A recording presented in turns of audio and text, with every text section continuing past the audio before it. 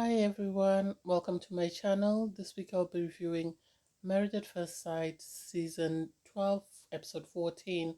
I'm sorry, last week I couldn't do my review. I will review it at some point, but I wasn't feeling great.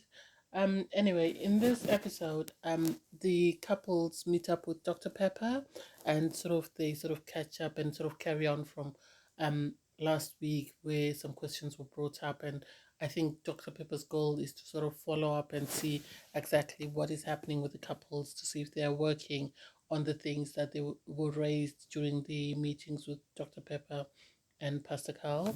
Um, so I'm going to review the couples as as I normally do every week. This week I'll start off with Ryan and Clara. In my opinion, Ryan and Clara are the couple that has grown the most in this experiment. I know at times it tends to seem like Ryan's got a checklist, but I think Ryan's goal is he went into this wanting this to work, and because he wants it to work, he wants to make sure that he's covered all bases. That way he can make an informed decision. This is how I see it. I know some people might have a different point of view. And Clara in herself, she says she's a free spirit. She likes to say what's on her mind. She likes to go by by whatever comes to mind at that point.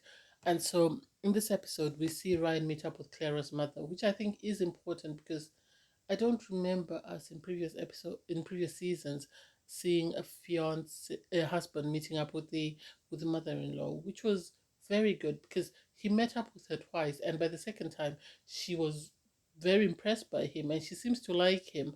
I know there's still the issue that they haven't had sex and he hasn't said I love you, but I think that is very small as compared to what he's done so far. But then because Clara is focused on that, she doesn't see everything else he's doing, because it was a bit awkward when they got to her parents' house, because he met up with her mother just to initially to find out about Clara, what she likes, what sort of person she is, and they had a conversation and they had the discussion about religion, him explaining to her mother, to Clara's mother, how he felt about religion and how important it was to him.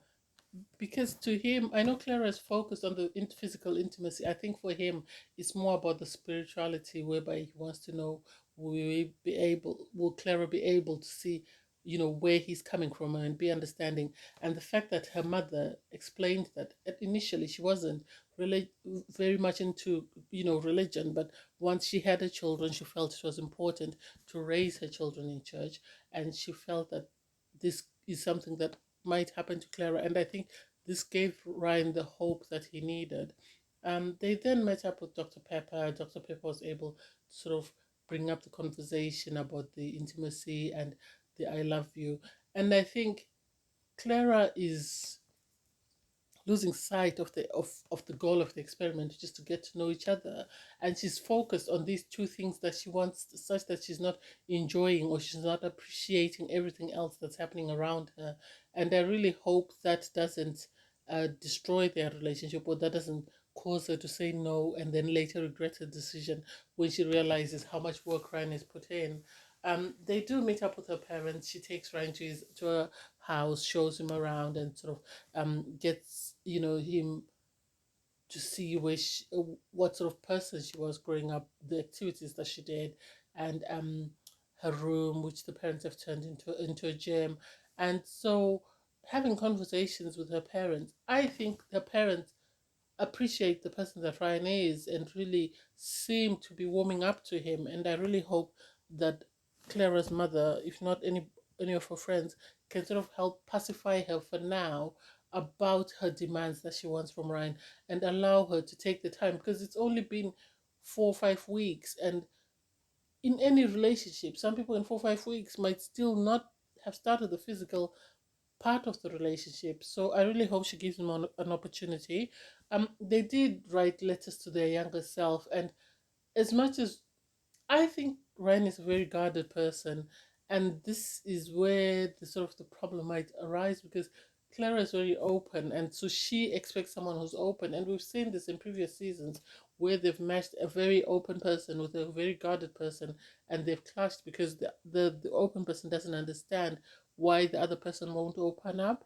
So So I really hope it's something that they can work through, because on every other thing they seem to be getting along. It's just the fact that they need the physical intimacy, and I really hope they get to that, because Ryan seems to be getting to that. Because if he was not in love with Clara, he wouldn't be putting in as much effort as he is in getting to know her, getting to know her parents, her family, and sort of building a relationship with them.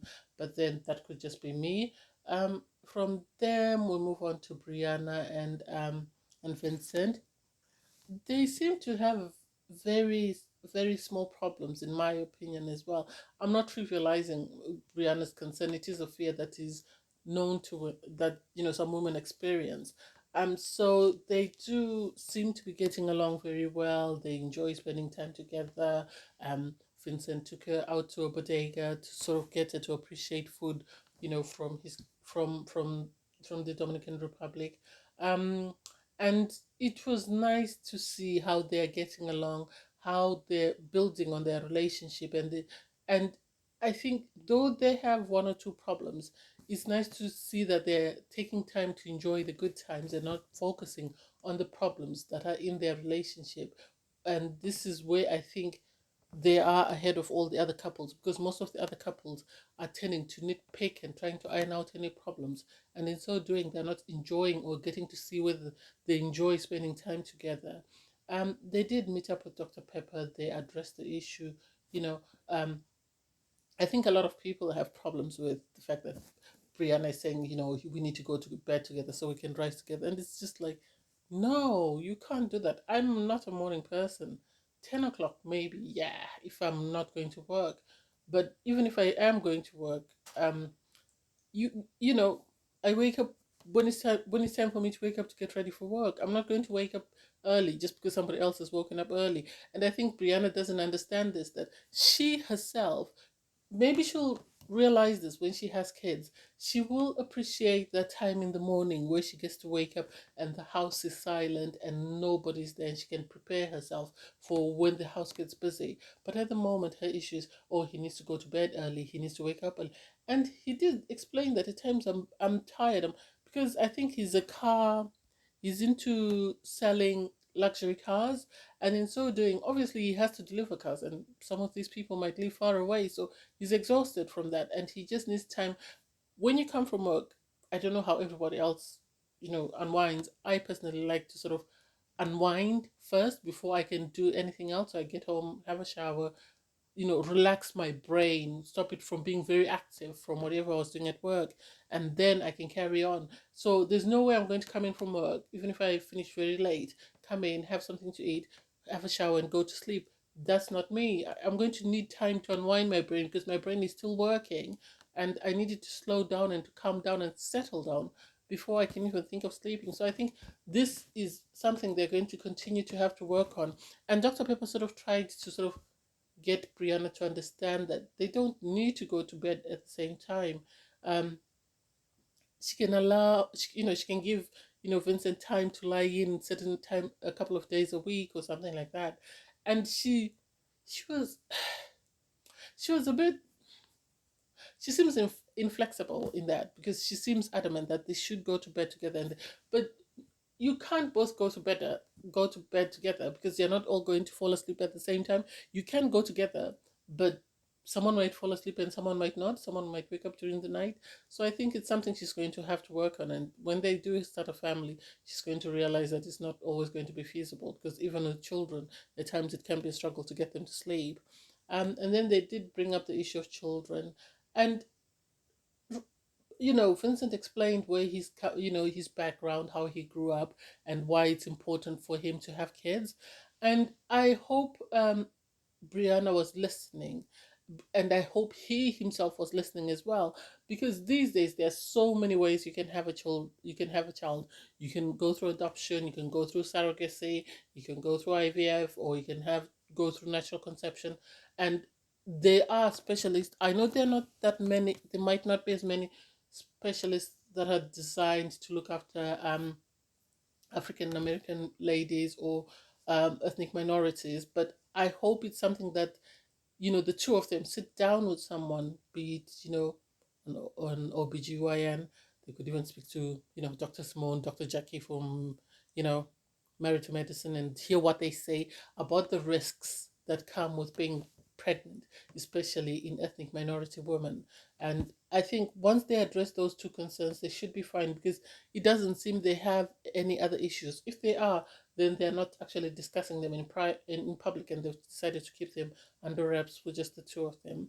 But they seem to be going on very well, and that's good. Um, then we move on to Eric and Virginia. Eric and Virginia are still quite puzzling because I think the problem is Eric being in the military is used to a certain structure and a certain way of functioning, and Virginia is not used to that. She's just used to going to doing what she wants when she wants.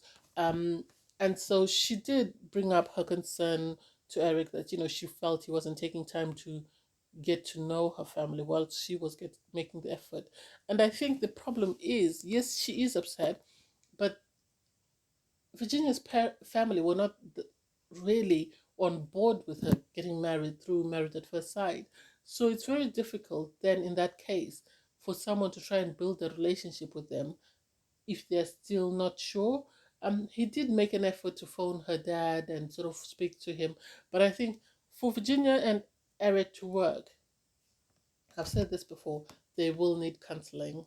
They're not as toxic as Beth and Jamie, but they have issues that they need to work on. I think Virginia needs personal counseling for herself, and then they, as a couple, need counseling in order for them to understand each other. And once they do that, they should be fine. So Eric did make an effort to meet to speak to Virginia's dad. Um, Virginia spoke to Eric's sister-in-law, and I think a lot of people are saying this. Virginia doesn't say it, but I think with time she will say it. The fact that she insists that she wants, time to spend time with her friends. She wants to be able to spend the night, if especially if Eric is not at home, to go out with her friends and spend the night. And I don't think she would feel the same way because we saw that already when Eric went away for his brother's wedding, and she was upset that he didn't get in touch with her as much as she did, as he should have. And so I think with time, this is something that she's going to realize that as much as she says it, it's not reasonable because if she goes away for work, God forbid, and Eric decides to spend the night at one of his girlfriends, how would she feel? And so I think that is something they're going to have to work through. Um, they did sort of spend time. She did go out for a basketball match with him and show him her pictures of when she was younger. He did the same, and I think it's nice that they're trying to get the participants to know each other and know every aspect of the other person so that they know the person they're choosing to stay with, or they choose to say no, this is it, I don't want to continue with this marriage. So hopefully that should be it. And I think they didn't really go into anything about the dog. I think the main issue with them is, I think it's the communication style, the alcohol, and the sort of spending time together and understanding each other. From then we move on to, oh God, the most toxic couple left on the show. Thank God we didn't have Chris and Paige today, um, which is Haley and Jacob. I've said this since day one. Haley has not put in as much effort as she thinks she has. And someone on Twitter was actually going back and forth with me, trying to convince me that Haley is putting in effort. Haley has not put in any effort. They did meet up at a baseball park because she said she used to play baseball. They did that, and she said, "Oh, he's not good at that." They did go putt, and then she said she would let him win because he hasn't won anything. And then suddenly, when he was winning, she wasn't happy. They met up with Dr. Pepper, and for me, Haley is going to regret this decision she's made because she's going to lose someone. I'm not saying Jacob is the best partner, but she's going to lose someone who could have been an ideal partner for her because this man was really willing to make this work. He's changed his wardrobe. He's tried to change his communication style because he's tried to say hurtful things up until they were having a conversation and he kept smiling and you could tell he didn't want to say anything until she kept poking and prodding, and then he brought up, I bought you an item of jewelry for the wedding, and you haven't worn it in 4 weeks. And she said, oh well, the necklace, I gave it to my mom. And he's like, no, it's not a necklace, it's a bracelet.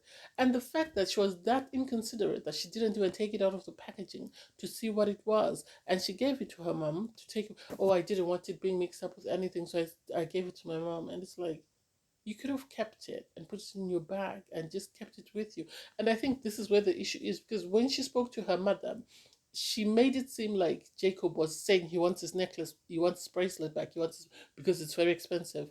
No, the issue was he took time out to buy you an expensive gift for someone he didn't know, to show that he really, you know, was interested in you, or was making an effort towards the relationship. And you send it away. And he said to her, I'm not saying wear it, but at least have it with you, so that I see that at least you appreciate the gesture. And she went on about the cap, and I think because he was upset, he just said, "Oh, the £20, the $20 cap," and it's just like, um, it's really sad. It's really sad that she's not appreciating this man. I know he's not the best man. I know he's got, his communication skills are not the best. I know at times he says inappropriate things, but at least he's making an effort, and he was willing to work. I think had Jacob been matched with someone like Paige, I've said this before, their marriage could have worked, because the thing is, he really wanted to get married. Paige really wanted to get married. And the problems that he's having with Haley, he would never have had with Paige. They might have had issues, but the two of them would have worked very hard to make sure that they iron them out, because the two of them really wanted someone and they really wanted to get married. And sadly, they were both matched with people who were just there just to be there, and were really not there to be married. And so I really don't know. I'm so disappointed and so upset with the way Haley's been treating Jacob, that I don't know. I don't know. I really wish, she could just tell him that's it, because you can tell they're just going through the motions and just waiting for decision day for them to say, no, we've decided to divorce. It's not like anything is going to change in the next 2-3 weeks. It's just them pushing forward until decision day, and then they say, no, we're done. And I would like to know. Yes, she says she hasn't been in a relationship in the past 7 years, and I would really like to know, or really like to see the person she dated, or the type of people, or know the type of people she dated, because she, according to Pastor Carl, they give the experts a list of what they want in a partner, and the experts do their best to find them the type of partner they want. And he said this on Unfiltered, when they were talking about Chris saying, or Paige's face is ugly, and he said, no, we give you what you ask for. We cannot give you every single thing on the list, but we can give you the main things that you ask for, that we think are a priority, and then it is up to you to get to work to find the other things left. And so I don't know. I really don't know. I'm so disappointed in Haley. So disappointed. So disappointed. Really disappointed. Anyway, thank you guys for watching. See you next time. Please don't forget to like, share, comment, and subscribe. Bye guys.